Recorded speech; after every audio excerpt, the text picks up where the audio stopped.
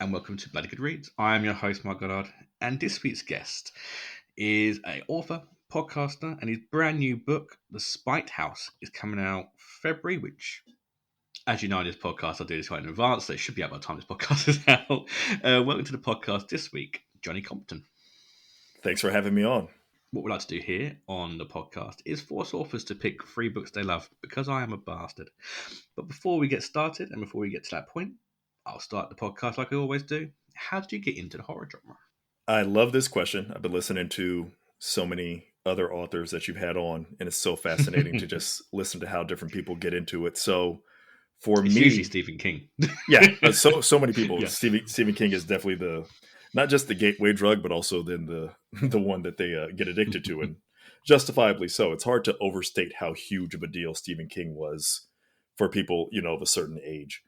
For me, I was in kindergarten, so around 5 years old or so, when my kindergarten teacher played a record of a classic ghost story called The Golden Arm. I don't know if it has as much appeal outside of the States as it does in the States. I've actually written a little bit about it on my website.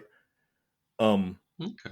But it's just your kind of standard story of somebody's buried with something valuable. Somebody digs up that valuable item. Now the person who was buried comes back to life, kind of as a revenant, to stalk the person who stole it. It's designed to be told around a campfire. It's a story that actually was told around a campfire by Andy Griffith, of all people, on an episode of the Andy Griffith Show back in the day. And so where I grew up, Mississippi, here in the States, the idea of having campfire stories and the like was kind of standard when you were a kid, and just the idea of ghosts always being around, whether it's in the lore or whether it's in different stories that we know are fiction, but we want to believe are true, all these different avenues to get into horror. And so that's where it started for me. I can remember distinctly being in the class, listening to that story being told, thinking, this is incredible. I can't believe how scared I am and how thrilled I am at the same time. And from there, I became more than a little obsessed with reading anything I could when I, learned to read eventually. By the time I was, a couple years later, right? I wasn't quite at a reading age, maybe in kindergarten, but anything I could listen to, any folk stories that I could happen upon, any local lore in Mississippi down by the coast, which there was plenty of, whether it was legitimate local lore or just stuff me and my friends were making up to tell each other, to scare each other. Like I had a friend named David who told me that Bloody Mary lived in a house down the street from my own house. And there was this big decrepit house. And I was totally on board with the idea of, sure, why not? Bloody Mary has to live somewhere when she's not haunting a mirror.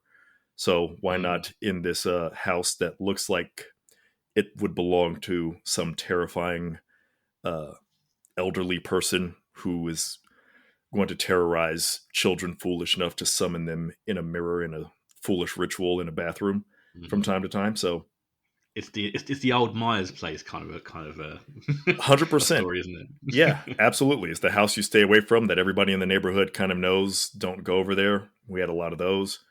And so I became really fascinated by those books, much to the probable consternation of some of my family members, because they did genuinely scare me. And I would spend a lot of nights staring at the ceiling when I should be getting sleep and getting ready for school, and then not actually getting to sleep until probably a couple of hours before I was supposed to wake up, and then putting it on my parents to have to wake me up. So that probably contributed to why they were not as I don't want to say not as supportive, but probably more frustrated with my my obsession with horror than they otherwise would have been had it not been affecting me in a practical sense.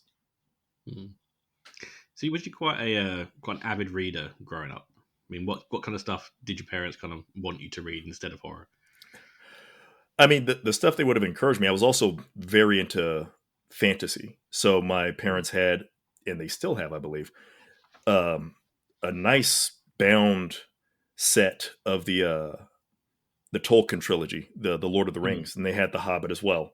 So I got a jump start on that when they were wanting to encourage me to read something other than the horror fiction that I was really into. And even the horror stories I was into when I was younger, a lot of them were more so built around ghostly legends, things aimed at children. But in hindsight, the 80s, I was an 80s baby. The 80s were probably, I think, a little different than maybe how some of the horror aimed at children is nowadays. A lot of stuff that I've gone back and visited, I think this is pretty tenacious in some respects for a horror that was marketed as, ages 6 and up.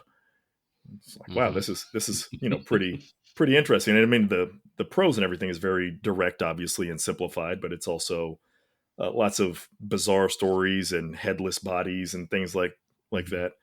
But I was trying to read The Hobbit and Lord of the Rings alternatively, but I would always just gravitate back toward.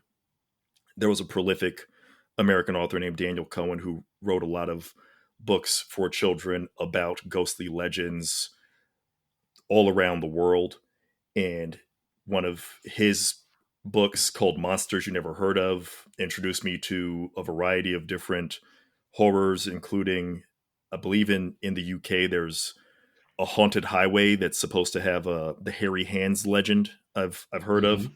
So that's where I learned about that when I was about 7 years old, reading his book, Monsters You've Never Heard Of. And far more from that. And just, I couldn't get enough of that kind of storytelling where it's allegedly true. Here's the place where it allegedly happened.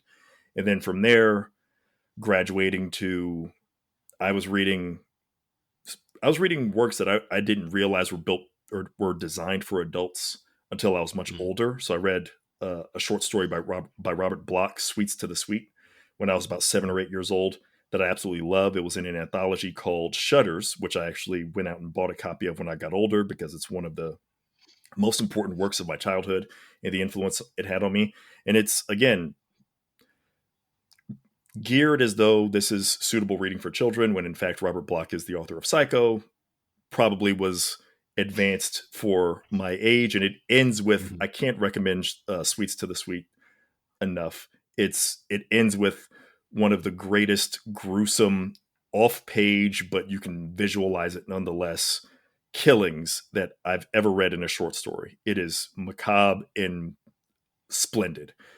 And those kind of stories started working their way into my reading list.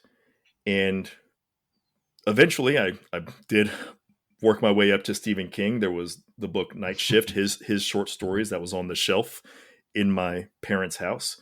And that was something I probably wasn't supposed to read, but I'm a tall guy. I grew up a tall kid. I had early growth spurts, so I could probably reach it before they realized I could. And one day I was like, you know what? I think I'm ready. And I took that down off the shelf, and it opened up yet another world of horror and another level of horror for me. And I just never looked back from any of that.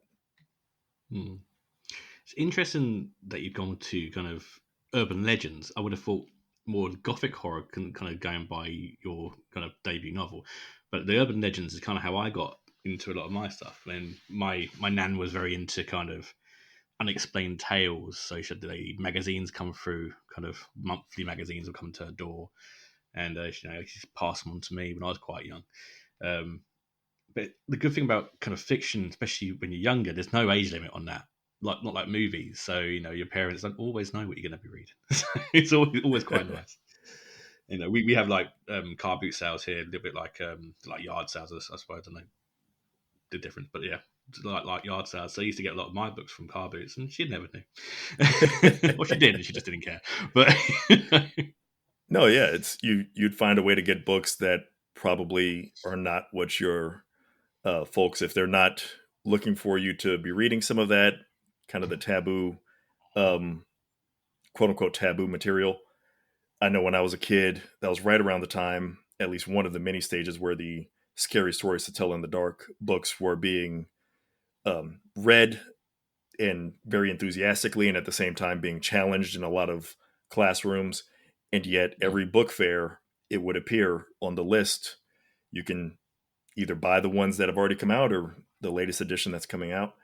And I have a painting on my wall that I got all online of a collage of the images from that series. I loved those books as a kid, and that's something I never ever even let my parents see that I was reading. So Mhm. when I got those from like the book fair or borrowed it from a friend, I would definitely hide that in the backpack, sandwich it between something that looked safer.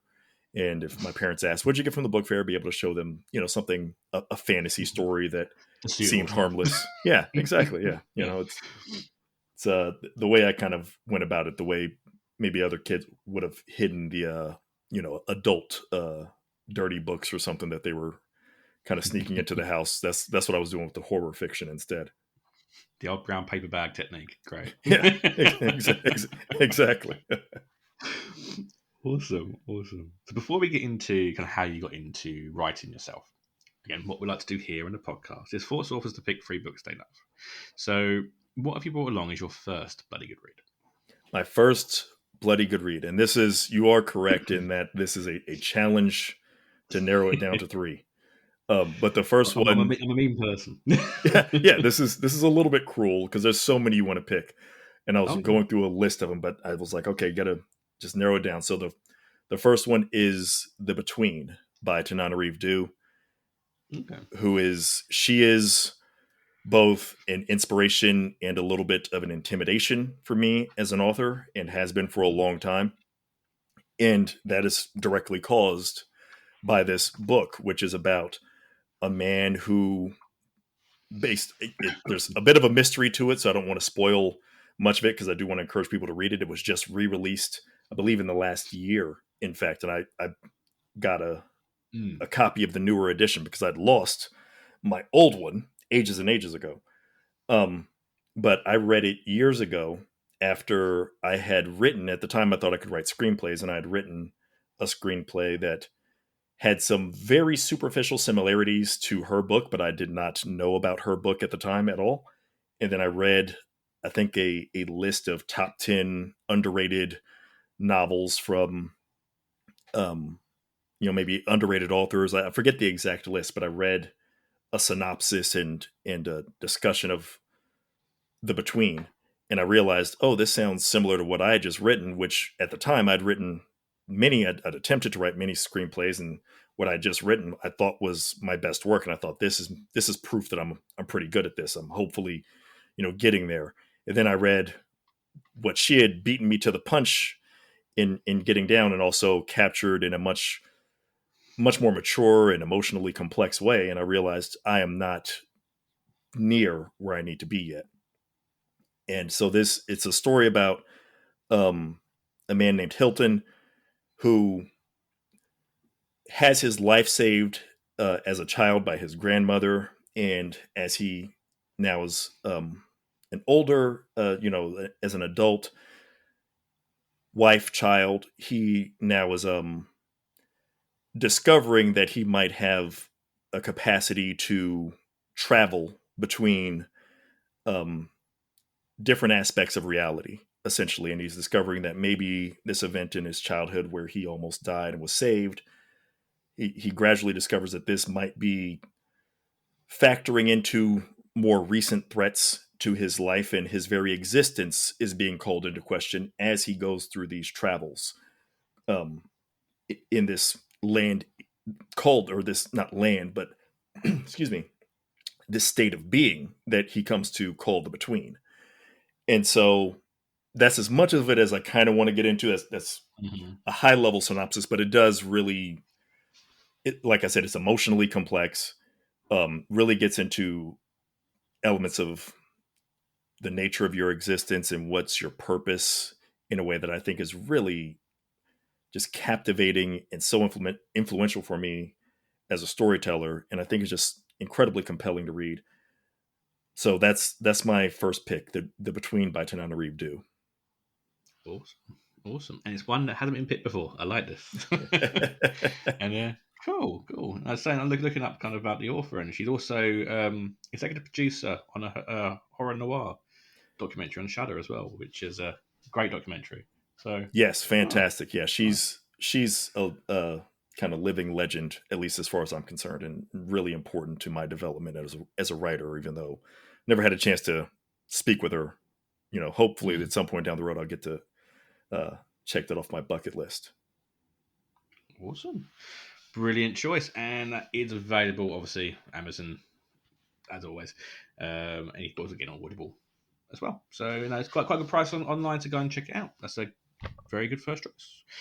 So, when did your love of writing begin? So, was you quite an avid writer or just really a reader when you were younger, or did it kind of come more later? My first attempts at writing anything came in fifth grade, and I can remember that pretty distinctly as well. It was not very good at all. I had a teacher, Sister Gail. I went to a Catholic school, and she saw something in me that she saw that this is what I'm writing is not good, but that I'm capable of it. And I remember her encouraging me in a way that, let me know that she was disappointed in my output because it truly was bad, and bad in a way that was lazy, not bad in a way that like, oh, he needs to just get some more time to develop. I wasn't putting in the actual effort and the patience necessary to improve. And I know sound like I'm being harsh on my fifth grade self, but this is still how I look back on it. Because I do 100% believe she was right. And I give her, as well as a couple of other teachers, the dedication at the beginning of my book, because they're the ones that pointed out to me that I was good enough to get better, and that I was not actually seeing that maybe in myself. And I was trying to take the easy way out of shortcuts to storytelling instead of really working to develop my skill as a storyteller, while at the same time recognizing that I did enjoy this and love this at this early age. So that's when I started it as a kid, trying to write short stories, at about 11 years old or so, and off and on from there, either writing, or sometimes I had a buddy of mine named Scott who turns out to be an author himself, and we just recently reconnected after decades of not talking to each other at all and not knowing what had happened to one another. He actually thought I was dead. Apparently, that was the rumor that came up at school after my family moved. And he just recently told me this. I don't know, about a month ago or so. He reached out. He's like, "Hey, man, I knew a kid in elementary school that had your name. If you're him, congratulations on the book." Then I saw he's an author. We started catching up. He was like, "I got to tell you, after you moved, apparently I didn't know you just moved. The rumor around school was that you had died, or the rumor amongst different schools, because we ended up going to different schools. The rumor amongst the different schools was that you had died of an asthma attack," which I did have asthma, so I was at least on brand.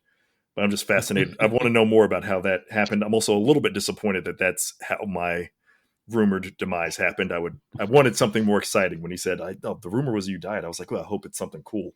Just an asthma attack. It's pretty disappointing. But Scott and I used to literally just sit around and talk through our own stories together, kind of collaborating. I remember us every day after school it feels like for an entire year we did this, when we really bonded.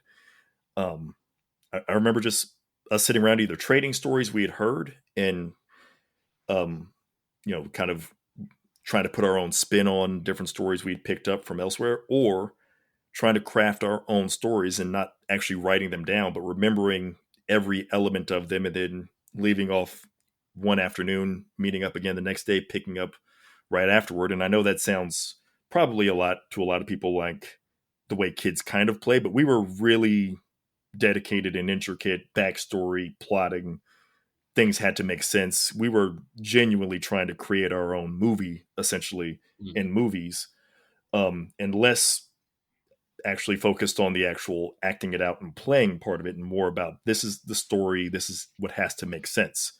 And so either through writing itself, or through that kind of talking through the stories, when I was a kid, I was working through my creative spirits in that way. So you did a lot of short stories before your new book came out. So when did you decide that's kind of what you wanted to do? Like I said, when I was younger, I actually thought I was going to be able to write screenplays, and it turns out you kind of need to live in Hollywood and also be luckier than even it takes to become a novelist, I think, to become a screenwriter. But that started around college, actually, and I went to high school and went a year, had a year in college where me and another young man whose name I can no longer remember for the life of me, so I feel bad about that. But he had actually written a full length novel based on the character, the video game character Star Fox, and I Yeah. think Nintendo had actually picked it up or something. Like he brought in this manuscript one day to school, and I remember seeing it and thinking, "This is this really like a full manuscript? This is kind of fascinating." And while he was away from his desk, he had it under his desk, and while he was away from his desk, I rudely reached under the desk and, without asking any permission at all, just grabbed it and started reading it. And so he came back and he's like, "Did you just take that?" And I was like, "Yeah, man, sorry, but I was just fascinated." And I think he was maybe wondering if I was going to be, more of a jerk about it and making fun of it or something. Still But I the was, idea. yeah, exactly. I Yeah. was sincerely just fascinated. So we started talking about writing and what inspired him, and kind of shared some of my background with it. And so then I got to college and I started spending probably too much time, instead of studying, going to the computer lab and working on my first script. And from there, it just kind of kept building and building. Then eventually I realized the script thing is the screenwriting thing isn't going to work out. Maybe I should try my hand at prose fiction. I wrote my first novel, actually. I finished it around 2003, 2002, 2003 or so. Never tried to shop it around because once I started rereading it and rewriting it, I didn't think it was that good. And I didn't want that to be my first kind of venture into the world. And Yeah. I thought, oh, I'll have another one of these. I'll get better and I'll write another one of these. And, now that I've known that I can finish one, I know that I can do it again. Turns out I actually couldn't do it again for another about 18 years or so. Um, so that was on me, right? I should have just focused up and locked in more. But I did start writing the short stories and got my first sale 2006. And from there, I worked on the short stories, but I would work on the novels, and I was taking it seriously the entire time, but I just could not finish a novel. I would get, Mm. I mean, I would get sometimes halfway through, and then I would just have the crisis of confidence, start rereading what I had written and think, this isn't good enough. Why am I even going to waste my time trying to finish it when this isn't where it needs to be? And so then I would junk that, get started on another idea, repeat the cycle. And I spent close to 2 decades basically repeating that, uh, that bad habit in that negative practice. So the adulthood aspiration and the desire to take it seriously and the desire to become a professional and have my work read by people was there essentially from college, and it just manifested in a few different ways before I realized where my energy needed to go. And then when I realized the direction I needed to take, it just took longer for me to actually get the confidence to believe that I should and could just finish a novel and see where it goes. Give it, send it to some publishers, send it to an agent, let them reject you. Don't self reject, as many writers who are professionals will always tell people. Can't kind of communicate that enough.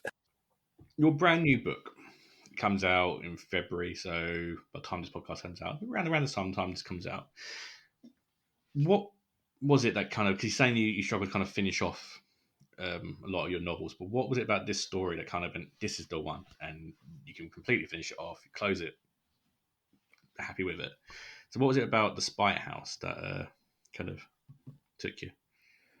A big part of it was simply that it struck me as a relatively unique angle on haunted houses. So I was hopeful, and turned out it seems to be correct, that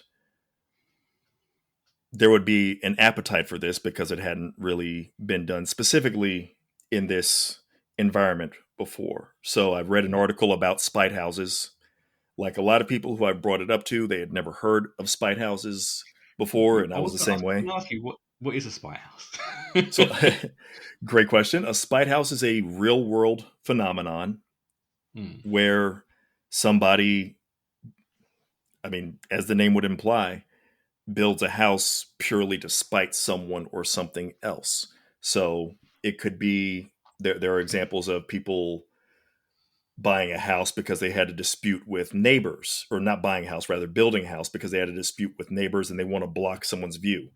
Same thing that they would do as well if they had a dispute with family members over land, and then decided, you built your house, I'm going to build my house right next to yours in order to block your view. And because of that, they often have odd shapes because of, different um, restrictions and laws restricting, what can be built in a certain space. It has to be a residence if it's going to be here, with the thinking being, well, this is too small of a space for anybody to build a residence anyway, so we're never going to have to worry about this.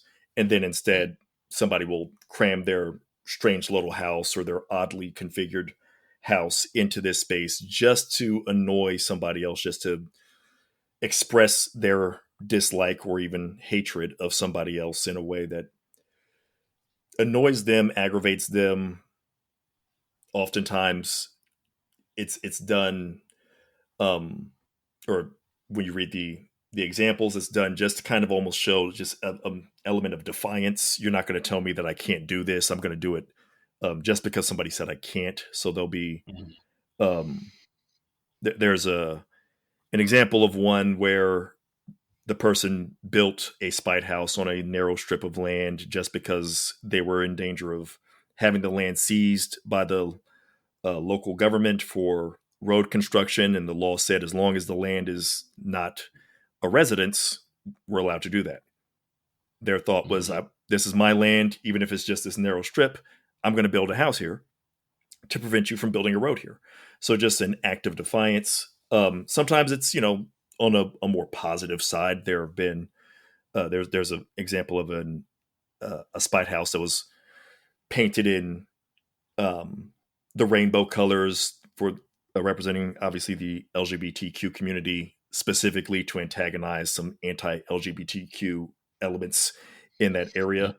So you can also, that's technically qualifying under the Spite House label, but in a much more positive direction. So that's in, the breakdown of what a Spite House is. And once I read an article about that, I just found it fascinating and thought, I wonder if anybody has ever written a haunted house story set in one of these. And it turned out they had not. It's a great thing to jump onto. I mean, I've never really heard of spy houses, so I'm assuming a lot of other people also haven't. So it's a great way of putting your own little twist on that kind of supernatural element. Yeah, I was doing kind of my own little personal surveying as well before I got really going with the book, and asking as many people as I could, have you ever heard of a spite house? And the vast majority of them had said no. And so I thought, this is at least an angle that I have here that might help separate me from so many other people that are working in writing to try to get published. Everybody's trying to figure out what they can do in order to differentiate themselves. And I thought, maybe I have an idea here that is relatively fresh. Everything's been done under the sun, essentially, but you want to try to find, as best as you can, something that is at least going to give you a semblance of originality. So tell us a little bit about the brand new book, and we'll go from there. Sure. It is set in Texas, in the hill country of Texas, which I think is an underutilized setting as well. And it's about a father and his daughters who are on the run for reasons that we find out as the book goes along. The father reads an ad asking for somebody to stay in and record the haunting and the activity, the supernatural activity, in the titular spite house, which is owned by a wealthy woman who's holding secrets of her own and has obviously some more nefarious potential desire in terms of why she wants the hauntings in the house to be registered and recorded. And we find out that as the book goes along. And throughout, we find out that the father, his name is Eric, we find out, again, he's hiding something, not just in terms of why they're on the road, but something that's even deeper in his past. And there's an element of a significant element of generational, not just trauma, but just influence that he has to factor in, and that applies to the antagonist, it turns out, as well. And so you kind of have these mirror images of these individuals, one person very desperate, one person very much privileged, but both of them kind of are meeting in the middle in a certain respect and trying to navigate this terrain. They both are burdened with something because of actions of people in their family's past. And the Spite House is kind of the place that where all of this converges, and they're both searching for answers within the Spite House, which in turn has its own history that is also influenced by the past and the environment and the area. Awesome.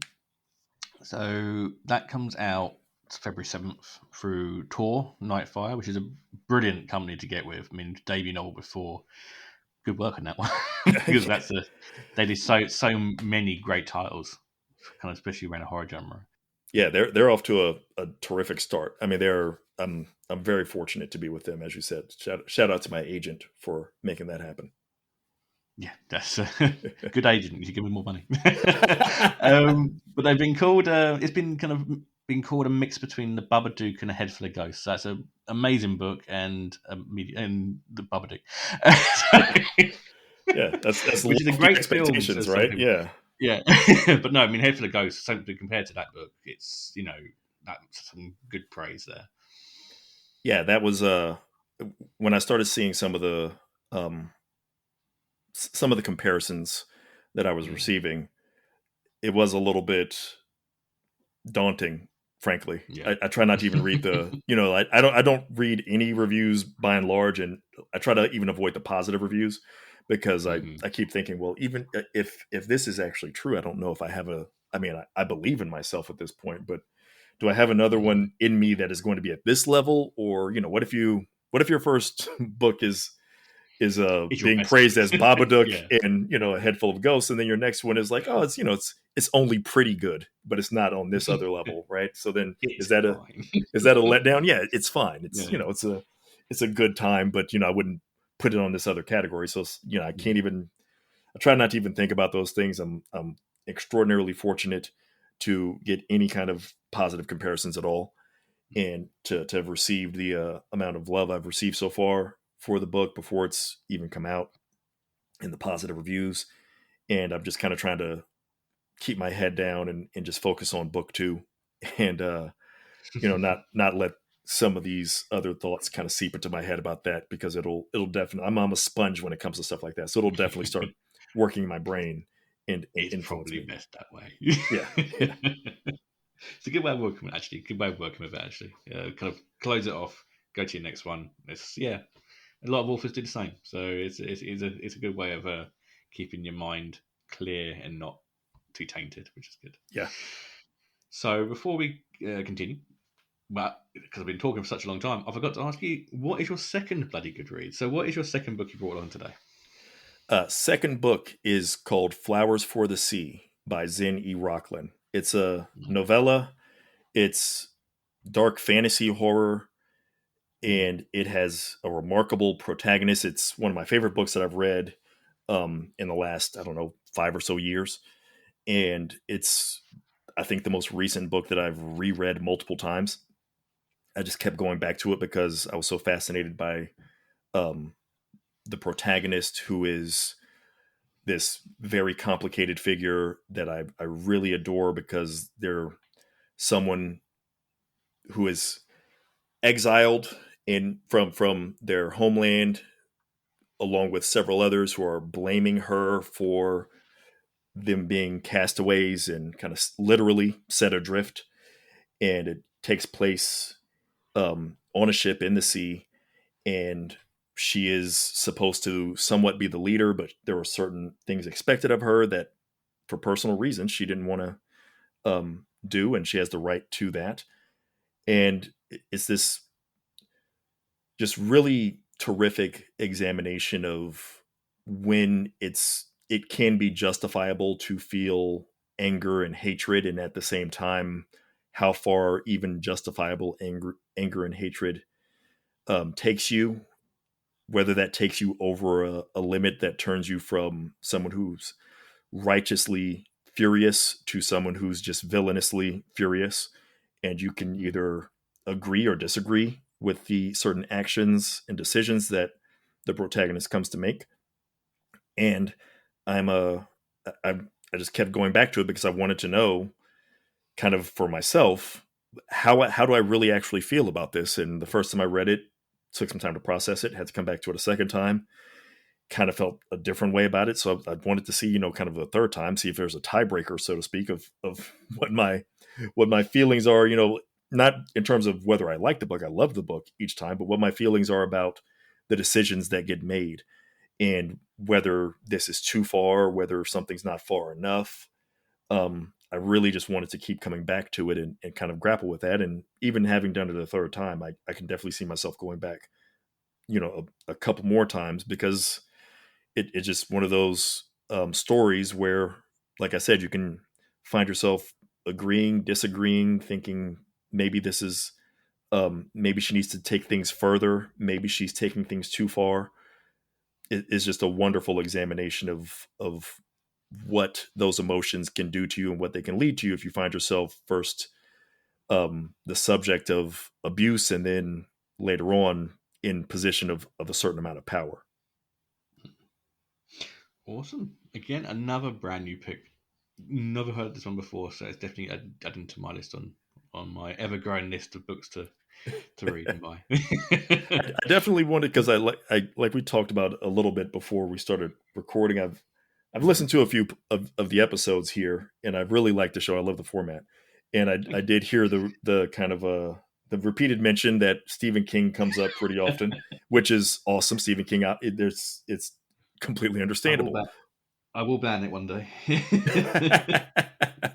But I was thinking, I want to make sure I'm hopefully bringing something that maybe is not as well known to the discussion, and at the same time, it's not anything where I have to fudge it and say, oh, I didn't. I'm just giving this credit just to be giving it credit, just because it's lesser known. These are actually books that are either tremendously influential on me, or again, something that, in the case of Flowers for the Sea, it's the book that I've reread the most in recent years.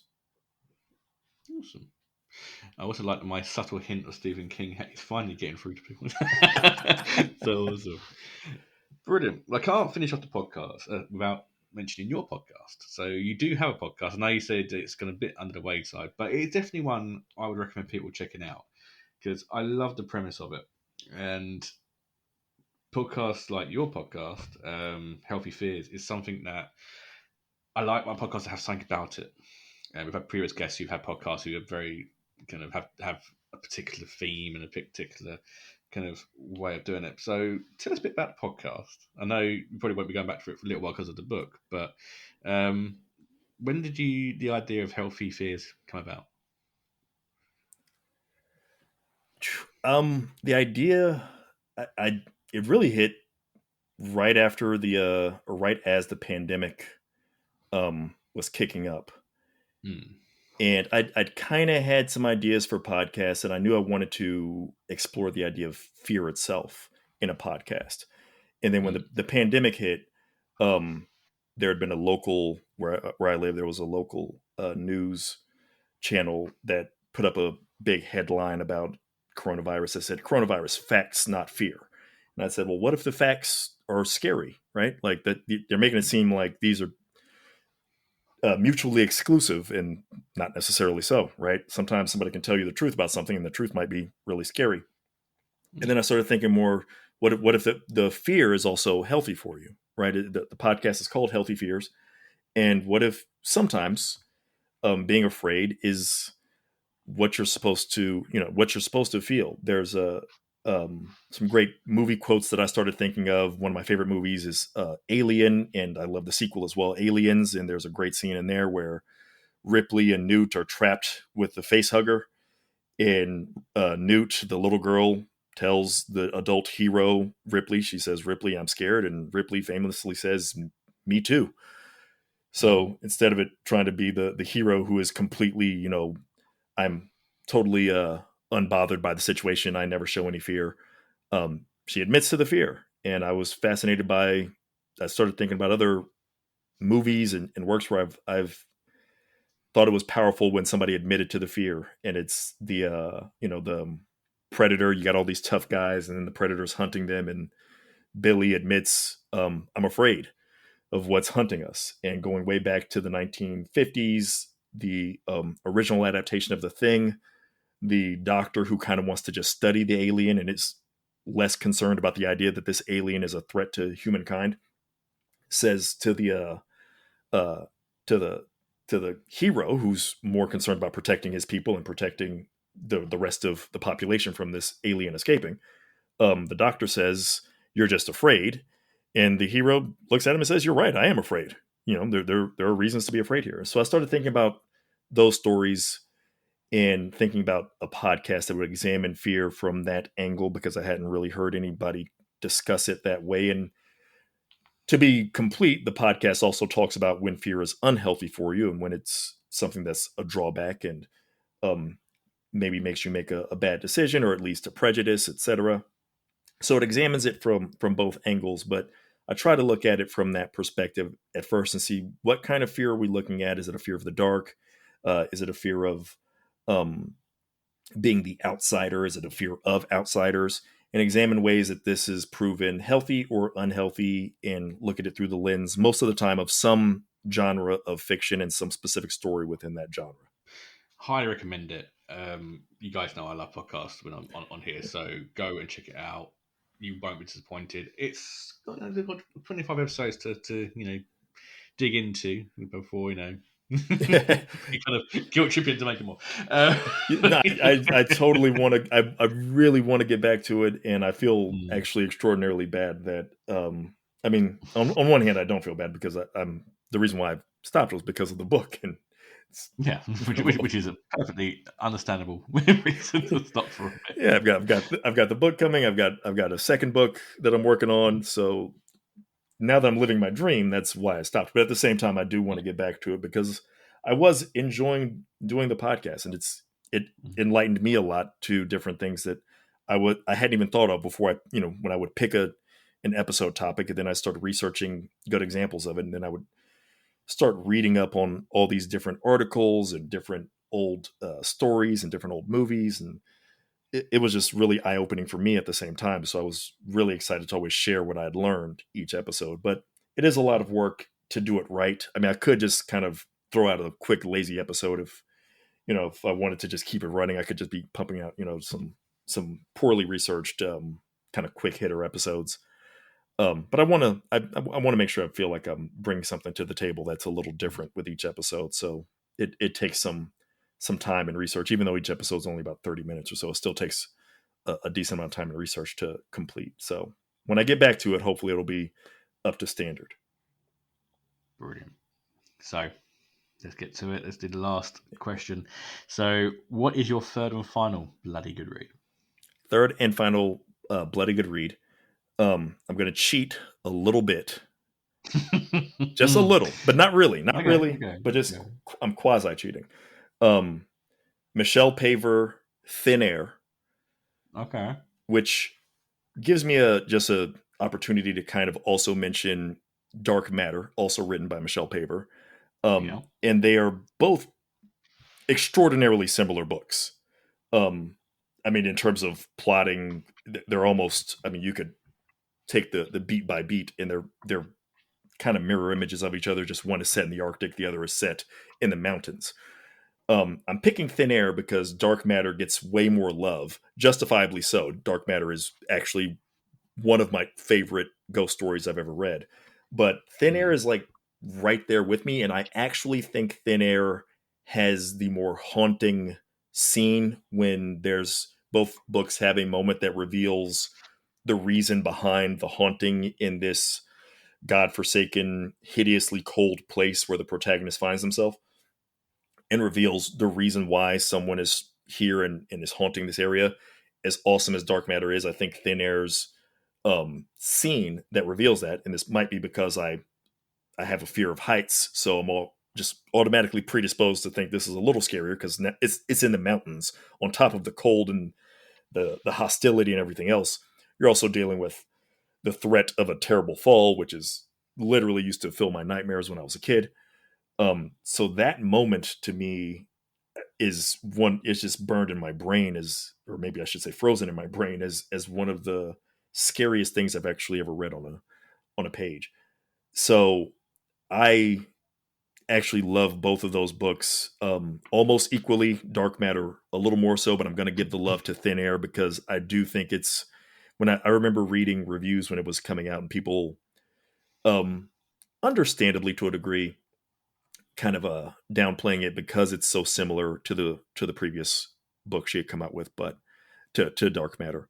But when I read it, and I actually stayed away from it for a little while because of that, then when I finally did read it, I thought, I actually don't mind this at all. And I kind of wish you'd get a little bit more of this from authors where if they wrote something really good and thought I could run this back a little bit in like a different setting, maybe don't do it, one immediately after the other, which Michelle Paver did not do, in fact. So maybe that helped too, the distance between it. But I just kind of like the idea of saying I can do this similar story, but transport it to a different terrain and actually make some tweaks to it and see how that works. I was a huge fan of that. It drew me right in. And like I said, it actually, in some respects, scared me a little bit more than the, better regarded book, in terms of the consensus opinion. Dark Matter has been picked before. Yes. Yeah, Dark Matter is well loved and deserves all the love, but I think Thin Air is underappreciated because of its similarity, and it deserves its own spotlight. Yeah, brilliant pick. Again, I only really know Michelle Paver from her kind of kids books. So both of her adult books now on the podcast. So I'm happy with that. It's a great choice. Very good choices. So that's 3 brilliant choices this week. So before we finish off, what are you working on next? You said you're working on your second book. So can you say anything more about that one, or is it all kind of hush hush? A little bit hush hush, just in terms of, I mean, it will be released through Tor Nightfire. I don't want to reveal too much yet because I'm still in the process of, I'm a decent ways into the book actually, but I'm still in the process of making sure I know exactly what where the story goes, I'll say. But it's another story set in Texas, building on some very interesting Texas lore and some in the hill country. It's going to eventually kind of land there, similar to the Spite House, go between that and my hometown of San Antonio. And some probably more on the devilish, let's say, side of things. Infernal. Spite House is more ghost centric. This will be more so in terms of kind of demonic entities, let's say.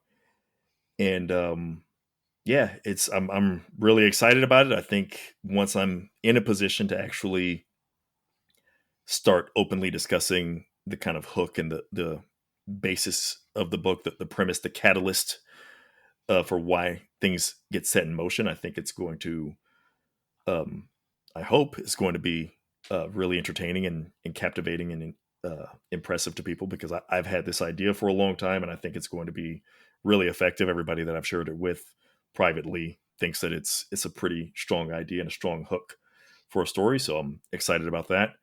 And other than that, still writing short stories. I've got a short story coming up in an anthology for shortwave media called Obsolescence. So that should be released first. I think it's in, I'll just say early 2023, because I don't want to say a month and be inaccurate about that. So okay. I have that going, and I'll also be in the Nightlight podcast, which I'm very excited about because I've been trying to get a story into the ranks of the greats in the Nightlight podcast community, which includes Tanana Reeve Dew, amongst many, many others, Lisa Marie Wood, several others. I'd be here all day listing, but some fantastic authors that have already been in Nightlight and I've been submitting, and finally got a story accepted, so I'm excited about that. And I'll just keep writing the short fiction and the second book, keep progressing, and that's what I'm working on. Then hopefully, based on your encouragement, hopefully this year I'll get a chance to also get to working back on the Healthy Fears podcast. Awesome. A lot of things in the pipeline, so that's always good. Yes. Brilliant. A huge thank you for coming on the podcast. It's been really amazing talking to you. Go and get a copy of Spite House when it comes out in February. Amazon UK and Amazon US as well, so you can get a copy on both sides. Where can people find you if you'd like to be found? I love the way you word that. I'm sure there's some authors who I'm good remaining invisible. I am on Twitter and Instagram, handle @ComptonWrites. I also am on my my own website, just www.johnnycompton.com. And that's where you can find me. I'm not terribly active on any of those platforms currently, but I am at least intermittently present there. Awesome.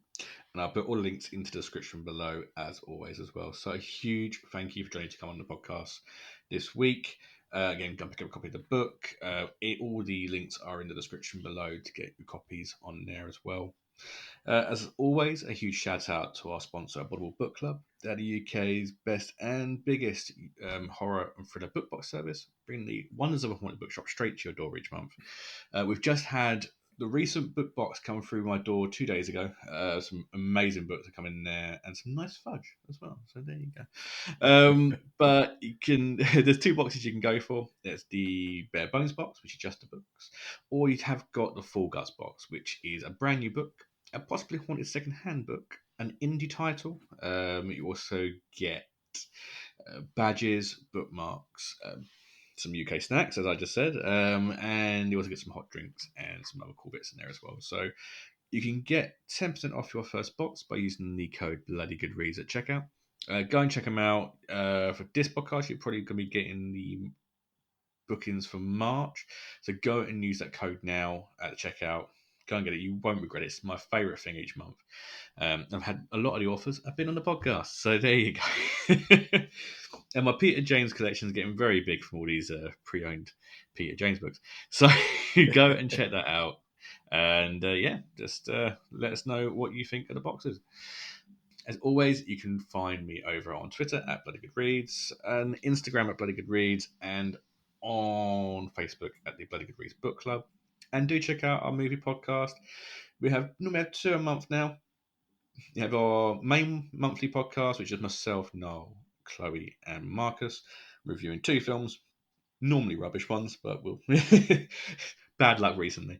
And also my ongoing series of B movies with Hunter Shea, author, podcaster extraordinaire, becoming a major part of the podcast now.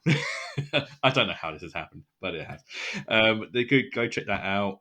February, I believe we are doing The Menu and Barbarian. So apparently 2 amazing films from last year. So come and check us out in the February edition. I think we're doing Harbinger, me and Hunter as well for that month. So go check out the podcast and give us a like, share, and subscribe if you can. As always, I've been your host, my God, and I'll see you